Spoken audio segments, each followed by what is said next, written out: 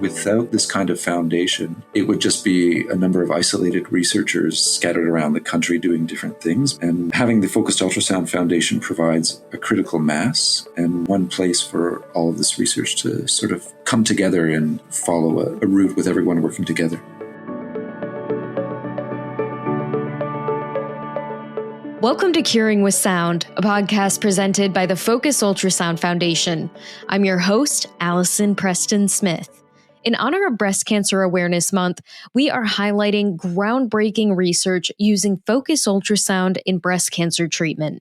Here's Dr. Suzanne LeBlanc, Director of Clinical Relationships at the Focused Ultrasound Foundation, in conversation with Dr. Gregory Czarnota of Sunnybrook Research Institute in Toronto, Canada. Hi, my name is Dr. Suzanne LeBlanc, and I'm the Director of Clinical Relationships at the Focused Ultrasound Foundation. Today, in honor of Breast Cancer Awareness Month, we are speaking with Dr. Gregory Czarnota from the Sunnybrook Research Institute in Toronto, Canada. Dr. Czarnota recently published results from a Phase 1 clinical trial using focused ultrasound-stimulated microbubbles to improve radiotherapy in patients with breast cancer. Dr. Czarnota's research interests include studies in biochemistry, chromatin biology, biophysics, medicine, and oncology.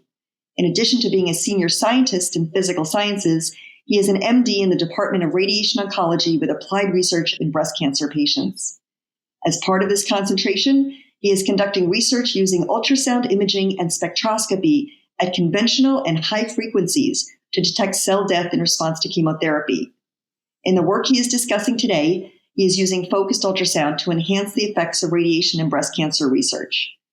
Welcome to the podcast, Dr. Czarnota, and let's find out more about you and your journey. Thank you for the invitation. It's a pleasure to be here and to have an opportunity to discuss the work that we've been doing that's sponsored by the FUS Foundation. I think the listeners would be interested in learning what led to your interest in the medical field and the research field, and why a physician scientist? I sort of took a circuitous route into medicine, where I started off doing my PhD, and that was actually at the Ontario Cancer Institute in the Princess Margaret Hospital. And there I was actually not involved in ultrasound research and not involved in anything oncologic, but just studying fundamental aspects of chromosome structure and nucleosome biology and how chromatin works. But it was in a cancer environment in the middle of what was then Canada's largest cancer research program and cancer treatment facility. And the initial interest in ultrasound was piqued actually by developing work in ultrasound imaging that led to the ability to detect cell death. And then I ended up, because of the interest in oncology, going into medicine, and then returned back to ultrasound research once I was a radiation oncologist, both on the imaging side, and then got interested in ultrasound therapy, which has led to the work that we're discussing today. Well, it seems like everything just kind of fell in line there. But when you went from the diagnostic imaging to the therapeutic treatment with focused ultrasound, how did you first learn about focused ultrasound, and when did the light bulb go off that you thought it could be used in combination with your practice? So there was a bit of ultrasound research being done, mainly for diagnostic purposes in Toronto. And sort of the interest in focused ultrasound happened around the same time that Kalervo Heinonen, who has a great deal of depth and breadth of knowledge in focused ultrasound, joined Toronto, which was coincidental. But around the same time, there was interesting work published in the radiation field showing that blood vessel cell death can be initiated by radiation damage to the cell membrane, and that the destruction of tumors had nothing to do with DNA breaks in the cell nucleus, but that it could all be potentially driven by DNA damage to the cell's membrane. It was rather controversial, but around that same time, sort of being familiar with work done with microbubbles and people trying to use microbubbles to permeate the vasculature for drug delivery, we hypothesized that, well, hold on, if there's a cell sensitization pathway that's being stimulated by radiation damage to the cell membrane, could we use focused ultrasound along with microbubbles to damage cell membranes and drive that same level of response? And that's what led to our first set of experiments, which probably started in around 2008, 2009, the first publication being in 2012 in the Proceedings of the National Academy of Sciences, which actually demonstrated that indeed the two modalities can be synergistic in terms of driving cell death and causing tumor cell destruction with what really amounted to as an unprecedented level of radiation enhancement. Most chemical sensitizing agents only enhance radiation by a couple of percent, whereas here, by destroying the blood vessels with focused ultrasound and using microbubbles, we were able to enhance radiation effects 40 to 60 times. So quite a striking response. And by way of history, we spent probably the next 5 years working out the biochemical pathways in cells that are linked to microbubbles impinging on the cell membrane and perturbing it. And then the 5 years after that also coincided with preclinical research. And then it's only in the last 2 years that we've started the translation of the work into humans after working out the biochemical pathways as well as optimizing the parameters needed in order to translate the work into patients. Yeah, so it takes a long time and a lot of perseverance to figure out all those mechanisms of action in order to make sure that procedures work synergistically well together. So kudos to you and your team for doing that. So, radiation therapy over the years has become more targeted to maximize efficacy and decrease side effects. So how does the focused ultrasound procedure add to this increased precision and ability to hopefully improve efficacy and decrease side effects? So even though radiation oncology has moved to very conformal and stereotactic, very precise and accurate treatments, as you stated, the doses used are still pretty much the same thing. The tissues in the human body can only tolerate so much radiation. We're able to attain even more cell death without damaging structures with radiation and not being limited by a maximum radiation dose, but enhancing the effects of radiotherapy. And even though radiation has become more precise, you're still limited by important structures such as organs such as the heart or the lungs or the spinal cord that limit the amounts of radiation that you can give.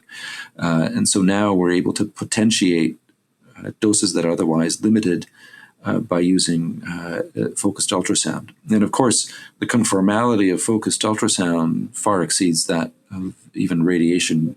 With radiotherapy, at best you have penumbras of sort of the blurry areas where the radiation dose dies off of several millimeters. With focused ultrasound, that's microns. So we can still be very precise and enhance radiation effects. And what we've sort of seen in our phase 1 study is that even patients who received palliative doses of radiation that would have not otherwise been able to control tumor, when combined with focused ultrasound, resulted in complete responses in those patients with their tumors that we targeted with radiation and focused ultrasound, obtaining local control rates of 90%, extending out to almost 2 to 3 years' time. Wow, so that's some fascinating outcomes from that phase 1 clinical trial. Can you provide a broader overview of that phase 1 clinical trial and the overall results?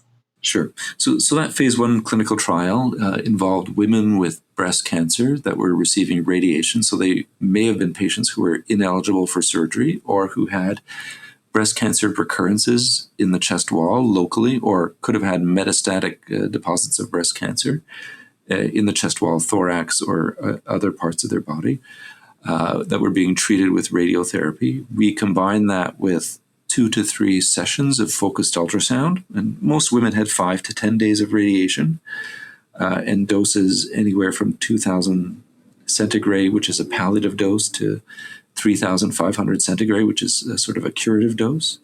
And they received Definity microbubbles along with the focused ultrasound. And the focused ultrasound here that we speak of wasn't HIFU, it was what we refer to as low-FU, so low-powered focused ultrasound, enough just to oscillate and burst microbubbles, just like a diagnostic ultrasound scanner does. But due to it being focused ultrasound, we could conform the ultrasound beam just to the tumor itself. And so it was low-powered ultrasound, focused on the tumors 2 to 3 times during their radiotherapy. The study involved 20 patients, and 18 of the 20 patients at 1 year had complete responses to the radiotherapy and focused ultrasound, meaning the tumors either disappeared or there was a mass left behind that was completely avascular. So we sort of referred to that as fibrotic replacement, meaning that the tumor that was there was completely replaced by fibrosis or scar tissue and no longer a tumor. Wow, those are some incredible results. Thank you for conducting that clinical trial. And were there any side effects during the trial? So none from the focused ultrasound. Patients had responses, had side effects from the radiation as expected, mainly grade 1 sort of dermatitis, which sort of looks like you spent a day out in the sun. Some patients had some blistering and peeling of skin, but that was consistent with the radiation doses that they were receiving. And again, I want to emphasize that even though we used focused ultrasound here, it's low-powered focused ultrasound, and along with bubbles, one doesn't really expect any side effects. And these bubbles are used in diagnostic scans all the time, all over the world, with diagnostic ultrasound scanners with, for the most part, no adverse effects. Well, I'd like to get a little personal, if you don't mind. So I'm a breast cancer survivor, and I had surgery, chemotherapy, and radiation therapy. And I know full well the effects of the radiation therapy, having had the sunburn and the blistering. And it's very uncomfortable. And after you've been through all the other treatments, it's, cumbersome to say the least. So do you think in the future that combining the radiation therapy with the focused ultrasound microbubbles could decrease the occurrence of the adverse events from the radiation therapy because you could use a lower dose? Yeah, so it's certainly possible to do that. We aren't investigating that at this time because in order to have Health Canada, which is the equivalent of the American FDA approval, we did not wish to deviate from standard of care, and there was still enough room to measure, for the phase 1 study, safety and efficacy, but also to look for improvements in outcomes, because many of these patients receive palliative doses of radiotherapy that are not intended to cure. And it certainly seems that the focused ultrasound is pushing that over into a curative realm. Just anecdotally, we also conducted a phase 1 study using focused ultrasound and these microbubbles in head and neck cancer patients. And there something curious happened in that several patients had multiple large tumors in their head and neck that couldn't be removed surgically, and they were receiving palliative radiotherapy here. And in about 2 of the 13 patients, they also had widespread metastatic disease. And after the focused ultrasound therapy, their widespread metastases also disappeared. And so they may have been on immunotherapy for a long time that didn't seem to be working, and that's why they were referred for radiotherapy. But it seemed that the focused ultrasound and the radiotherapy sort of activated some sort of response that may have boosted the immunotherapy, resulting in these patients attaining complete cures of metastatic head and neck cancer. And we don't still understand why that happened, but it happened in about 5 to 10% of those patients. Wow, that's really, really encouraging results. Is that what they call the scopal effect? Yes, precisely. Yeah, right. That's fantastic. We look forward to hearing some more results from those trials to see if that persists or how we can harness that to our advantage along with focused ultrasound. And, doing a trial like your phase 1 trial is a monumental effort, right? To get something from bench to bedside, from all your preclinical research to your clinical research. It's a very collaborative effort from engineers to oncologists. And what was it like to work with your team, and how did you make it happen, and what machines did you use? So I'm quite lucky that the laboratory I have is staffed by about 20 wonderful people. Half of them are involved in sort of the ultrasound imaging studies, and the other half are involved in the focused ultrasound work. They're actually quite diverse themselves, and so there are a couple of people who are biologists in the laboratory working on this. There's computer scientists that are also part of the team, and engineers. And then, of course, there's a number of physicians as well that are directly involved in the research. That's fantastic. So now that you finished the phase 1 trial, can you tell us about your upcoming trial with which the Focused Ultrasound Foundation is proud to help support? So we've moved on to the next step of this, which is newer instrumentation, along with a larger phase 2 study. But in terms of the work that the Focused Ultrasound Foundation is funding, we've obtained a new ultrasound system from Arrayus, which is a Toronto company. That ultrasound system has 6,144 individual ultrasound transducers, all as a composite. So it's actually allowing us to treat patients with large tumors. We were previously limited to a step and shoot approach with a maximum beam size of 1.5 centimeters. But many of these patients have large tumors, which may be as large as 10 or 15 centimeters. And this system allows us to very rapidly treat the whole tumor volume in one shot. And so it's making the treatments much easier. And also much faster. The treatments are over in 5 to 10 minutes, instead of someone using the previous approach being committed to an hour of lying in an MRI scanner and having these treatments done. So we're able to treat far larger tumors and more complex tumors, which is the majority of these patients with these chest wall recurrences are metastatic breast cancer in their chest wall. Well, great. The technology seems like it's advancing rapidly. And can you tell us a little bit about whether the focused ultrasound is done before the radiation therapy, at the same time, after? It's done the same day as their radiation therapy, and patients go on and have their radiation about an hour later. It's the sort of a curious effect in that we know that perhaps even separating the two treatments by up to 6 hours is optimal to allow the biochemical pathways to become activated. But the majority of our preclinical work and our clinical work, for pragmatic reasons, is done with patients having their focused ultrasound first and then going on to have their radiation. Interesting. Very interesting. Okay. Can you share some details about that phase 2 clinical trial with us? How many patients? What is their stage of disease? Yeah, so the phase 2 study with the Arrayus device that we're doing involves patients with, again, inoperable breast cancers that are being treated with radiotherapy.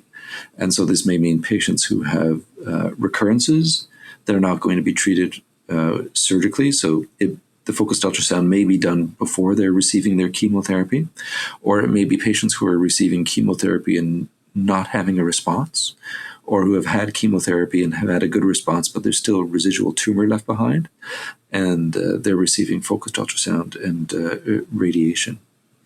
And then what we actually plan to do after this is to, we've also started a larger 200-patient study that doesn't involve the Arrayus device. It's based on our first work that was done with the Philips Sonolith device, but will shift the Arrayus device into that study as well once this 30-patient study is done with the Focused Ultrasound Foundation. And when will these studies start recruiting, or have they already? So the Focused Ultrasound study with the Arrayus device funded by the FUS Foundation has already started accruing, and I believe there's 7 patients either treated or awaiting treatment in that study. And the larger 200-patient study has also started, and that has a comparable number of patients.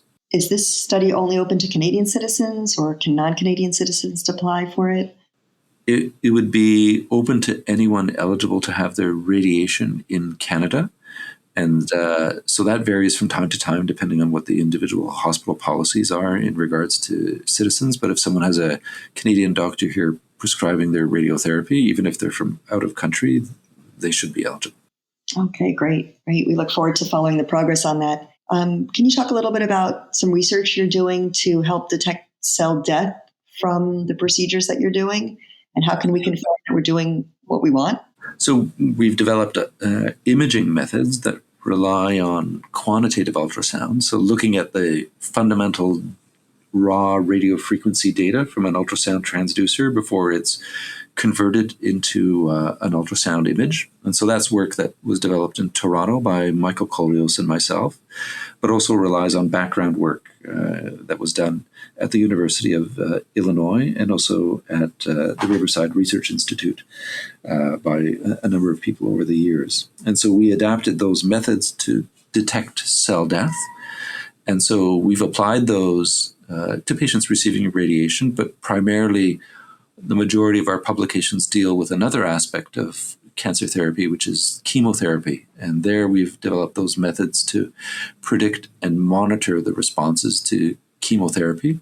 But that sort of cell death response can be used to monitor the effects of focused ultrasound. And a number of our preclinical studies have also done that, where we've used these methods to monitor non-invasively the effects of the focused ultrasound and radiation. That research is also in clinical trial and in patients. So for patients receiving chemotherapy for large breast tumors, they're also being monitored using those quantitative ultrasound measures.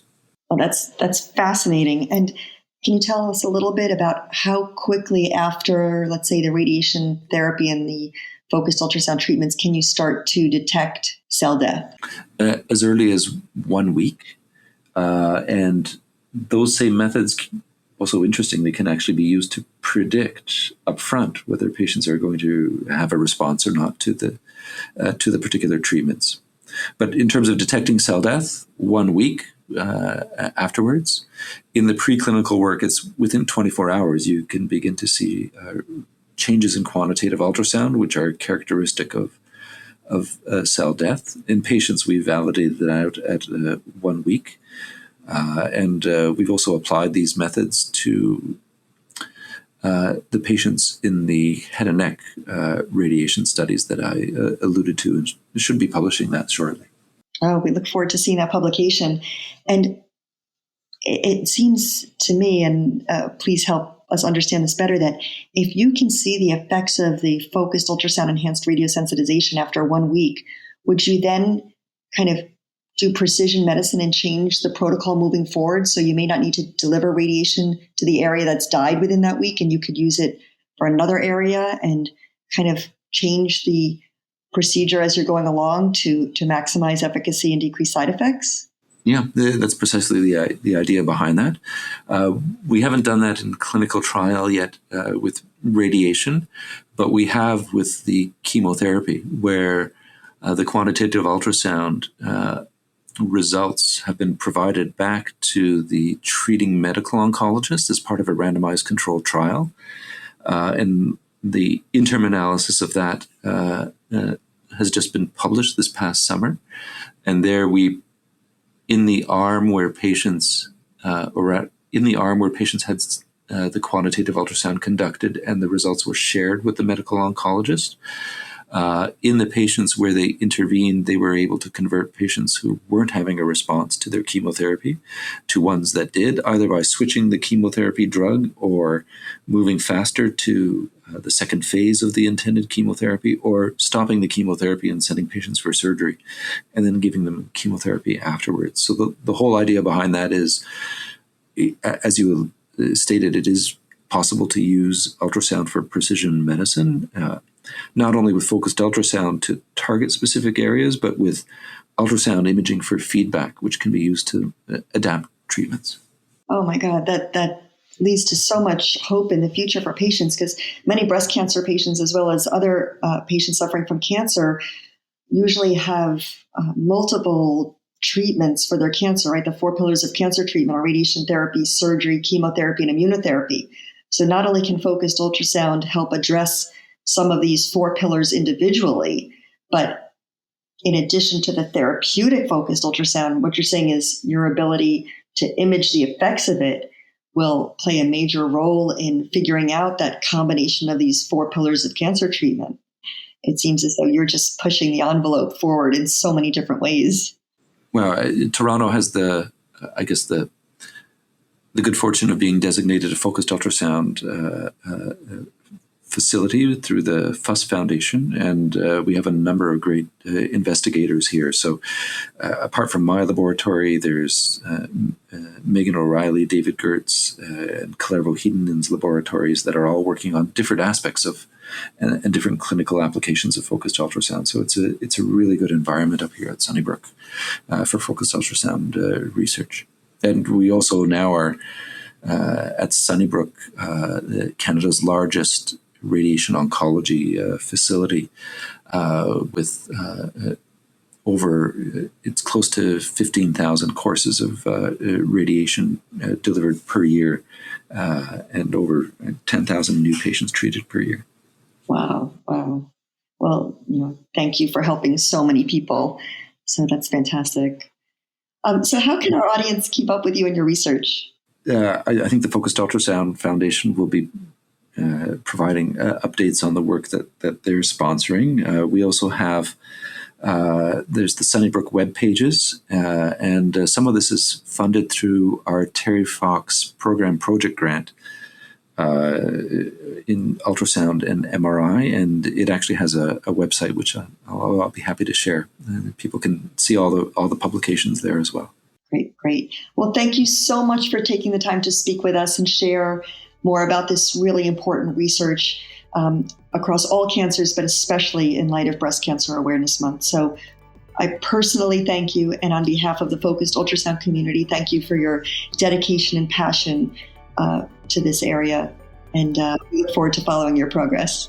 It's my pleasure, and of course, none of this would happen and without the support of the Focused Ultrasound Foundation, certainly in terms of that new study with the Arrayus device. And it's very important to have a foundation like this to promote what's exciting research in a new field. This episode of Curing with Sound has been presented by the Focused Ultrasound Foundation. If you would like to learn more about Focused Ultrasound or the Foundation, visit our website at fusfoundation.org. You can also sign up for our newsletter and follow us on social media.